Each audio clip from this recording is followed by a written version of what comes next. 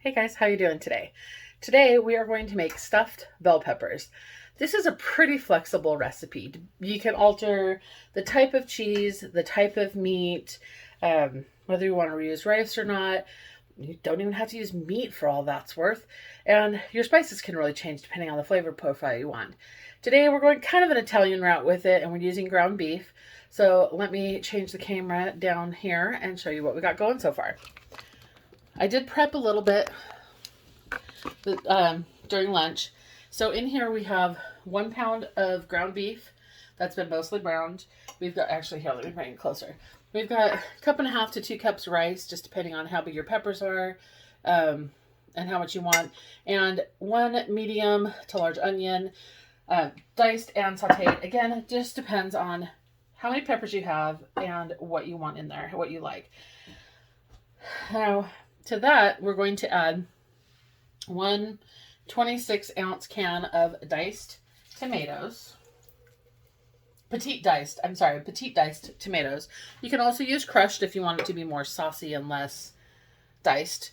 This is sambal chili paste, and I'm really bad at not measuring. I'm just eyeballing, so I'm putting, about a tablespoon or so of that in there because Kevin likes his food spicy, and as long as it's not too spicy, I don't mind either.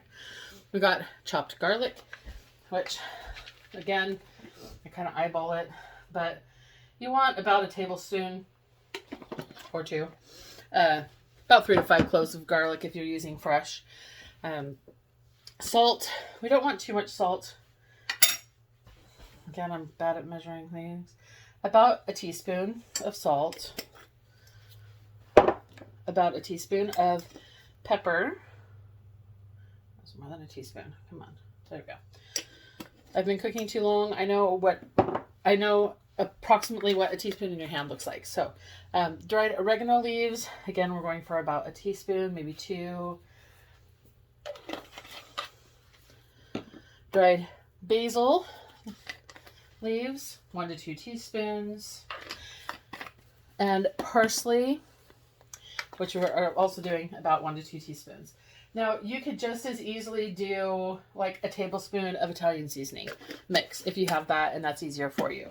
Doesn't matter. The other thing we're adding into here is about 2 cups of shredded cheese. Now, in this case, this is the quote-unquote Fiesta blend, which has Monterey Jack, cheddar, queso quesadilla, and asadero cheese in it. Cheddar is a good melty cheese. The important thing is you want something that is a good melty cheese. So mozzarella, cheddar, Monterey Jack, something like that. Parmesan, actually, Parmesan. You could do like mozzarella and Parmesan and use Italian sausage and make these kind of more like almost like spaghetti and a pepper. All right, so there's our 2 cups of that. Oh, we got a little cheese in our pan. There we go. I also have the oven set to 350 and it's thinking about it over there. Actually, it is preheated now. So you just literally just mix all of this together until it's well combined. You might need to break up your rice a little. One of the reasons why I pre-did the rice and the beef and the onions is so that they could cool down before mixing everything together. Because you don't want the cheese to start melting right away. You want it to mix in really well with everything else. And by having the meat and everything kind of cooled down, makes it easier to mix in your cheese without it starting to melt.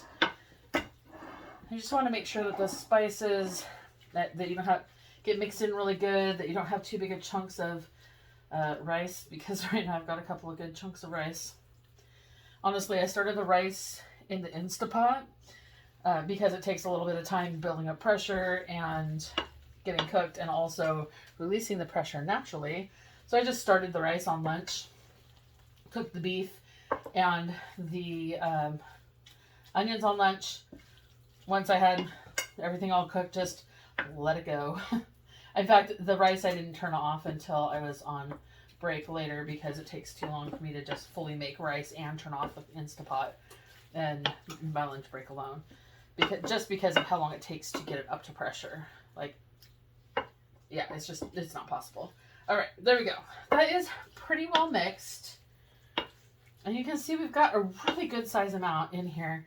Still seeing a couple of bigger chunks of rice, but hopefully I can catch those when I'm filling the peppers. All right. I've already rinsed and dried my bell peppers. You can use any color of bell pepper. That's another thing that's very flexible in this recipe. It doesn't matter which color they are. Just pick your favorite. Let's see. Where's the knife I'm looking for? Oh, it's in the dishwasher. Right. Doesn't matter. Got plenty. So what we're doing is cutting these in half lengthways so that it's this way. And you want to take all the seeds out. You can kind of just cut across the top right here to maintain that top to keep your stuffing in. Just kind of cut across the top so that it comes loose without breaking all of this out, because you need this to stay intact, more or less. Wow, that really doesn't want to saw through there. There it goes. Oops, cut through the bottom a little bit too much. I should have prepped most of these too and made this video a little shorter, but I didn't think about it. So, oh well, it is what it is. You just want to kind of get as much out of the inside as you can. You don't want the seeds in there. You should kind of like this. Pull out the little veiny parts, pull out the seeds. Get them as clean as you can. Okay, I got them all done here, as you can see. Actually, let me see if I can lower that camera a little. There we go. It doesn't really matter how they're in here, as long as they're all pretty flat. And if they gotta lean on each other to stay up, that's fine. I technically could fit another half in here. I just don't have another half. Depending on how big your peppers are, depends on how many you need. 5 or 6 usually. And then, of course, depending on how big they are, depends on the pan you want to use. In this case, honestly, I probably could have used a little bit more. I probably could have gotten one more pepper. I just didn't. But you can also half the recipe. If you want less of them, you could just as easily do only like 4 peppers or 3 peppers, even 3 peppers and half a pound of meat, half of everything, you know, smaller can of tomatoes. That's the word I'm looking for. I'm sorry, my brain is not here. So then you just want to spoon this in here, and I like to kind of mount it on top because as it cooks, they are going to kind of relax a little bit, and if a little falls in between, who cares? It'll just be in the bottom of the pan. Doesn't really matter. I feel like I really should have like one more bell pepper. I wish I had one more, honestly, but that's okay. This could also make a really good taco, I mean, honestly, or burrito or something. It's just rice and meat and whatever, quesadilla. More cheese maybe for a quesadilla. Okay, probably more cheese for a lot of things. We're actually going to have more cheese on this anyways, once we get this all in here.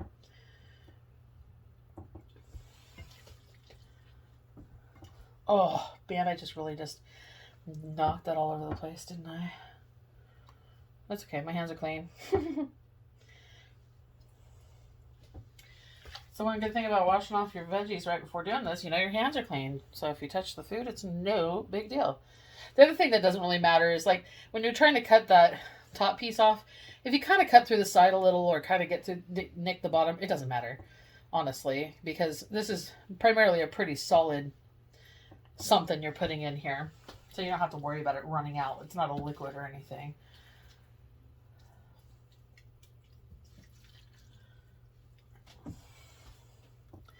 Definitely think we're going to have some leftover sauce or filling. I mean, shoot, you can even just heat it up in the microwave and eat it in a bowl with some chips or something. Tortilla chips. Pita chips. Ooh, and a pita might be good too. I need a little more on that one.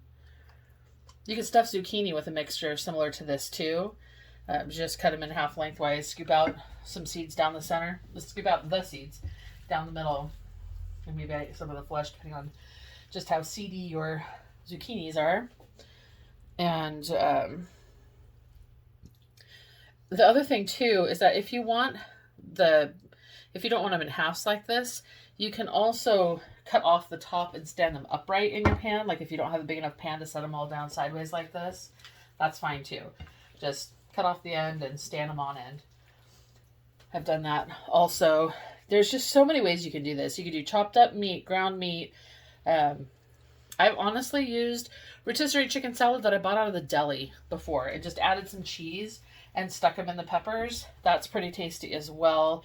It's just such a versatile thing. And like I said, you just change up the seasonings a little bit. You know, if you put in some, or you could use curry powder and turmeric and cumin and make them more Indian flavored.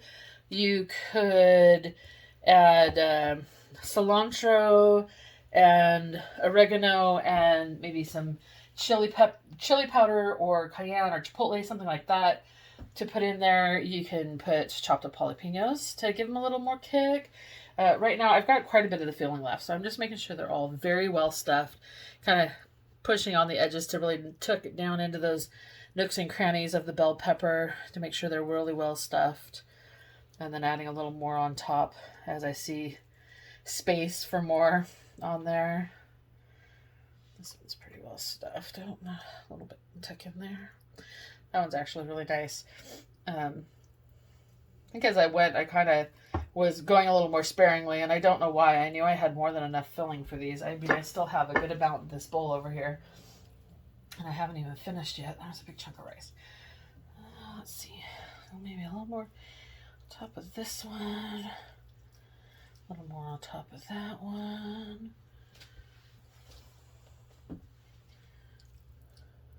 Get some stuff down that corner over there. It's kind of empty.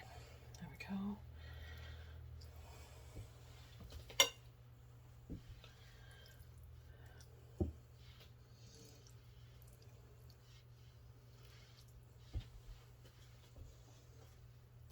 Wow. I really think that if I had just one more pepper, that this would have been perfect. There's about enough left for one more pepper. But that's okay. I'll just put it in a Tupperware and eat it for lunch tomorrow or something. No big deal. Rinse my hand wash here. We'll get them dry. For this last step, there's just one more thing we want to do before they go into the oven. And that's to get, put this on top of the cheese. Oh, lost a little bit there. Just going to reach back into this cheese bag. I don't know why I sealed it. I knew I was going to open it back up. And sprinkle a little more cheese over the top. Now this is another time where you can kind of mix up the cheeses. If you wanted to have one kind of cheese inside and another kind on top, you could do like mozzarella inside and Parmesan on top or something. But, you know, however you want to work it. Oh, you know what else would be really good that I've seen is doing it like a Philly cheesesteak. So you would have like the, you'd have the sauteed onion slices instead of dices, or yeah, I guess you can dice it.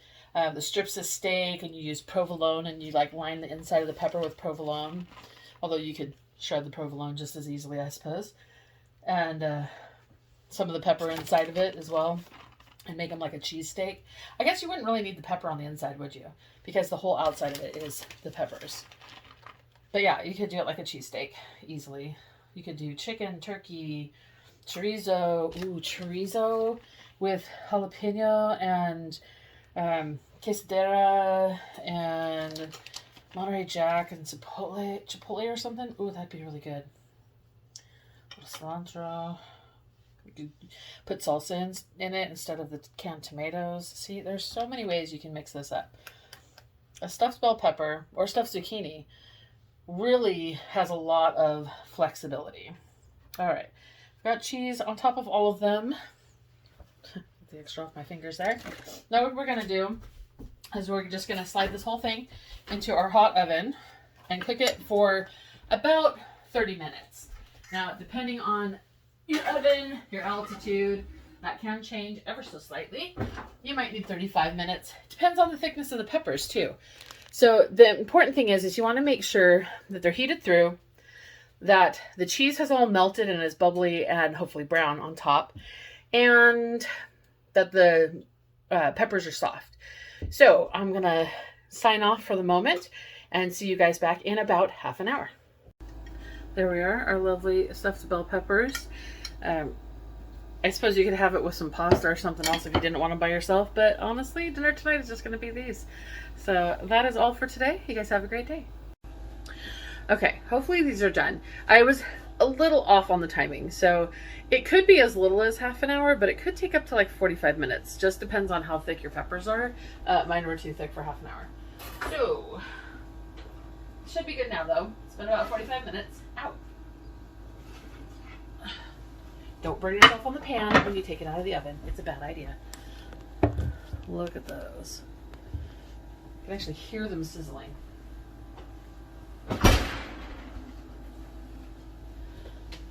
And all I did to test them is just kind of push on the sides and see how soft they are. Oh yeah, those are pretty decently soft. Okay, let me grab a couple plates.